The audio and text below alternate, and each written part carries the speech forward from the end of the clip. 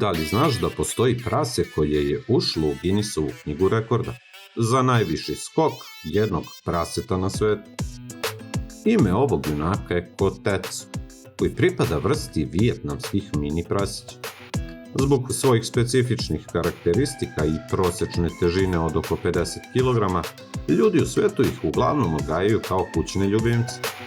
Naime, avgusta 2004. godine u Japanu oboren je svetski rekord za najviši skok jednog praseta.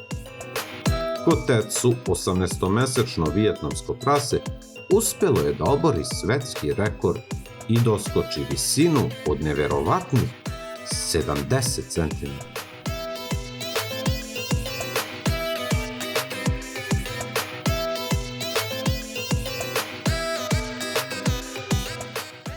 Zapratite kanal za još ovakvih informacija.